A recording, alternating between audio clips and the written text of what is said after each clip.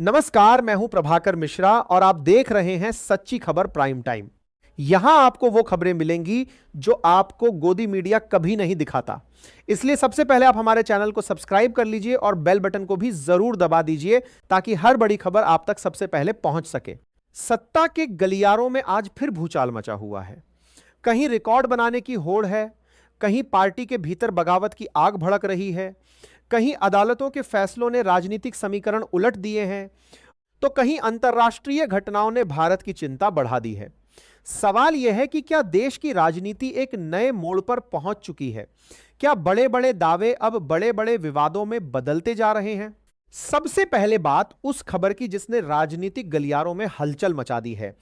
प्रधानमंत्री नरेंद्र मोदी ने लगातार सबसे लंबे समय तक सेवा देने वाले निर्वाचित प्रधानमंत्री के रूप में नया रिकॉर्ड कायम कर लिया है। सरकार इसे लोकतंत्र की बड़ी उपलब्धि बताता है रही है, जबकि विपक्ष सवाल उठा रहा है कि रिकॉर्ड की चर्चा ज्यादा हो रही है या जनता के मुद्दों की। सोशल मीडिया पर इस उपलब्धि को लेकर जमकर बहस छिड़ी हुई है।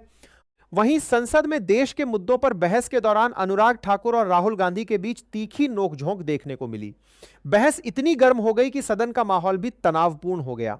आइए सुनते हैं कि संसद में आखिर ऐसा क्या हुआ जिसने राजनीतिक गलियारों में नई चर्चा छेड़ दी। जिसकी जात का पता नहीं वो गन्ना की बात करता है। आपको जितनी गाली देनी है आप दीजिए, हम खुशी से लेंगे। अनुराग ठाकुर जी ने मुझ पर गाली दी है। आप बताएं, जाति कैसे पूछ सकते हैं? आप पूछ के दिखाओ जाति तुम। आप जाति कैसे पूछोगे तुम? जितना मेरा आप लोग इंसल्ट करना चाहते हैं आप खुशी से करिए, आप रोज करिए। सर, जो भी इस देश में दलितों की, आदिवासियों की, पिछड़ों की बात उठाता है, जो भी उनके लिए लड़ता है, उसको गाली खाना ही पड़ता है। और मैं ये सब गालियां खुशी से खाऊंगा, क्योंकि महाभारत की बात हुई तो महाभारत में अर्जुन को सिर्फ मच्छी की आंख दिख रही थी, उसी प्रकार मुझे सिर्फ मच्छी की आंख दिख रही है। आपको जितनी गाली देनी है आप दीजिए, हम खुशी से लेंगे। अनुराग ठाकुर जी ने मुझ पर गाली दी है। नहीं, कोई मुझे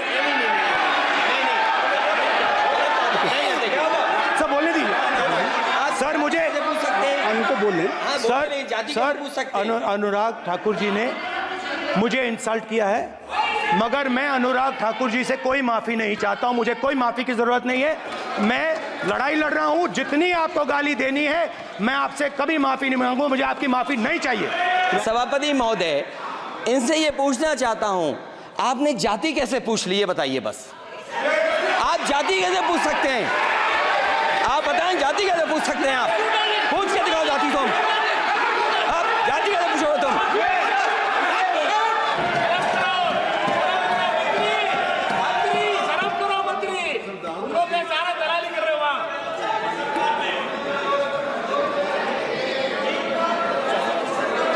आज बाहर, दिल्ली के बाहर आपने किसानों पर टीयर गैस चलाया है, आपने किसानों पर लाठीचार्ज किया है। किसान आपसे एमएसपी मांगते हैं, सही दाम मांगते हैं, मगर आप अदानी को फायदा पहुंचाते हो, अंबानी को फायदा पहुंचाते हो और किसान का अंगूठा काटने का काम करते हो। देखिए, हम कहते हैं अभय मुद्रा, हम कहते हैं डरो मत, आप कहते हो हम आपका अंगूठा काट देंगे। ये फर्क है। कॉन्स्टिट्यूशन में कहीं नहीं लिखा है कि पेपर लीक होना चाहिए, कॉन्स्टिट्यूशन में कहीं नहीं लिखा है कि अग्निवीर होना चाहिए, कॉन्स्टिट्यूशन में ये सब नहीं लिखा है। इसलिए मैं यहां रेस कर रहा हूं। कॉन्स्टिट्यूशन में नहीं लिखा है कि हिंदुस्तान के युवाओं का अंगूठा काटना चाहिए, उनका जो हुनर है उनसे छीना जाना चाहिए। उधर पश्चिम बंगाल में तृणमूल कांग्रेस के भीतर उठ रहा असंतोष अब खुलकर सामने आता दिखाई दे रहा है। एक और राज्यसभा सांसद के इस्तीफे की खबर ने पार्टी की मुश्किलें बढ़ा दी हैं। लगातार हो रहे घटनाक्रमों ने सवाल खड़ा कर दिया है कि आखिर पार्टी की बात है, भीतर सब कुछ ठीक है भी या नहीं। राजनीतिक जानकार इसे आने वाले बड़े बदलाव का संकेत मान रहे हैं। टीएमसी की परेशानी यही नहीं रुक रही। पार्टी के वरिष्ठ नेताओं के बीच बयानबाजी अब खुली लड़ाई का रूप लेती दिखाई दे रही है। एक तरफ नेतृत्व पर सवाल उठ रहे हैं तो दूसरी तरफ पार्टी की छवि को लेकर अंदरूनी असंतोष सामने आ रहा है। राजस्थान कांग्रेस में भी सियासत गर्म है। अशोक गहलोत और सचिन पायलट के बीच पुराना विवाद फिर सुर्खियों में है। बयान ऐसे आ रहे हैं जिनके राजनीतिक मायने दूर तक निकाले जा रहे हैं। कांग्रेस एकजुटता का दावा कर रही है, लेकिन नेताओं के शब्द कुछ और कहानी कहते दिखाई दे रहे हैं। दिल्ली उच्च न्यायालय के एक फैसले ने जांच एजेंसियों को असहज स्थिति में ला दिया है। अदालत की सख्त टिप्पणियों के बाद विपक्ष हमलावर हो गया है और सरकार से जवाब मांग रहा है। सवाल उठ रहे हैं कि क्या एजेंसियों का इस्तेमाल निष्पक्ष तरीके से हो रहा है या फिर राजनीतिक लड़ाई का हिस्सा बनता जा रहा है। इसी बीच प्रधानमंत्री मोदी ने नीति आयोग की महत्वपूर्ण बैठक में विकसित भारत 2047 का रोड मैप सामने रखा। प्रधानमंत्री का कहना है कि दुनिया में अनिश्चितता के बावजूद भारत तेजी से आगे बढ़ रहा है, लेकिन आलोचकों का तर्क है कि विकास के दावों के साथ जमीनी चुनौतियों पर भी उतनी ही गंभीर चर्चा होनी चाहिए। मध्य प्रदेश की राजनीति में राज्यसभा चुनाव को लेकर नया सस्पेंस पैदा हो गया है। नामांकन रद्द होने का मामला अब सुप्रीम कोर्ट तक पहुंच चुका है। दोनों पक्ष अपने अपने दावे कर रहे हैं और सबकी निगाहें अदालत के अगले फैसले पर टिकी हुई हैं। अंतरराष्ट्रीय मोर्चे पर भी हालात चिंताजनक बने हुए हैं। ओमान के समुद्री क्षेत्र में हुई घटना के बाद भारत ने अपनी चिंता जाहिर की है। भारतीय नाविकों की सुरक्षा का मुद्दा अब कूटनीतिक चर्चा के केंद्र में आ गया है। भारतीय नाविकों की सुरक्षा का मुद्दा अब कूटनीतिक चर्चा के केंद्र में आ गया है। ताकतों के टकराव का असर आखिर आम भारतीयों पर क्यों पड़ रहा है? ओडिशा में गायब हुई जांच रिपोर्टों को लेकर नया राजनीतिक विवाद खड़ा हो गया है। विपक्ष भ्रष्टाचार छिपाने के आरोप लगा रहा है, जबकि दूसरी तरफ इन आरोपों को सिरे से खारिज किया जा रहा है।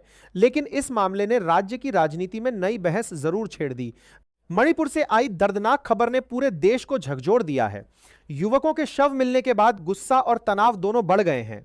स्थानीय संगठनों ने प्रशासन से कड़े कदम उठाने की मांग की है और राजनीतिक दबाव लगातार बढ़ता जा रहा है। और आखिर में प्रधानमंत्री मोदी ने अपने कार्यकाल के वर्षों को गिनाते हुए कांग्रेस पर तीखा हमला बोला।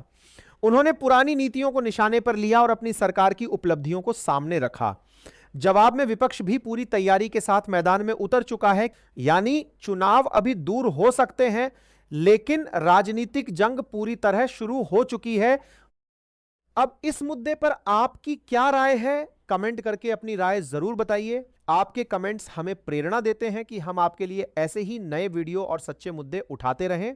इसलिए कमेंट जरूर करें, चैनल को सब्सक्राइब करें और बेल बटन को दबाना बिल्कुल भी ना